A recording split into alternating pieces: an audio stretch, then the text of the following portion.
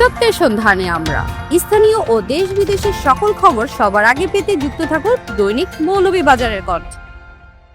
মৌলভীবাজার সদর উপজেলার শেরপুরে কুশিয়ারা নদীর বুকে শুক্রবার জমে উঠেছিল এক অনন্য উৎসবের আমেজ।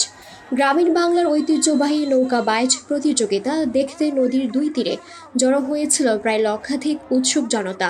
হামারকুনা গ্রামবাসী শেরপুর কর্তৃক আয়োজিত এই প্রতিযোগিতা যেন পরিণত হয়েছিল এক মহামিলন মেলায়। প্রতিযোগিতার খলিলপুর ইউনিয়ন বিএনপির অর্থ সম্পাদক কর্নেল আহমদ কর্নেল সভাপতিত্বে প্রতিযোগিতার খলিলপুর ইউনিয়ন বিএনপির অর্থ সম্পাদক কর্নেল আহমদ কর্নেলের সভাপতিত্বে ও জনপ্রিয় ক্রীড়া ধারাভাষ্যকার আলী হোসেন রানার ধারাভাষ্যে প্রধান অতিথি হিসাবে উপস্থিত ছিলেন সাবেক সংসদ সদস্য ও বিএনপি জাতীয় নির্বাহী কমিটির সদস্য এম নাসির রহমান।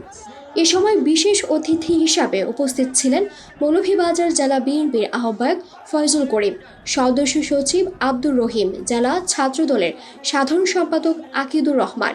এছাড়াও নিরাপত্তায় ছিল আইন শৃঙ্খলা বাহিনীর কড়া নজরদারি। রোমাঞ্চকর প্রতিযোগিতায় নবীগঞ্জের বাগাউড়ার মরম আলীর তরি প্রথম স্থান অর্জন করে পুরস্কার হিসেবে পেয়েছে একটি মোটরসাইকেল। দ্বিতীয় স্থান অধিকারকারী এসকের তরি গোদগাঁও জয় করেছে একটি বড় ফ্রিজ। তৃতীয় স্থান পেয়েছে বল্লভপুরের কানাইশায়ের তরি, পুরস্কার হিসেবে পেয়েছে একটি ফ্রিজ। চতুর্থ স্থান অর্জনকারী মিলিক জাগান্নাথপুরের ঈশানের তরি, পুরস্কার হিসেবে পেয়েছে একটি এলইডি টিভি। উল্লেখ্য, কুশিয়ারা নদীর ঢেউয়ের বুকে বৈঠার ছন্দে ভেসে চলা এসব তরি যেন গ্রামীণ সংস্কৃতির শেকড়ের টানকে আরও গভীর করে তোলে।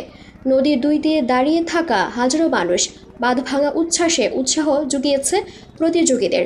স্থানীয়রা জানান, প্রতি বছরের মতো এবারও নৌকা বাইচ আয়োজন গ্রামীণ ঐতিহ্যকে বাঁচিয়ে রাখার প্রয়াস।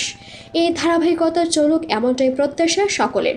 এই আয়োজন শুধু প্রতিযোগিতা নয়, ছিল ঐতিহ্য, আনন্দ আর মিলন মেলার এক অনবদ্য উদযাপন।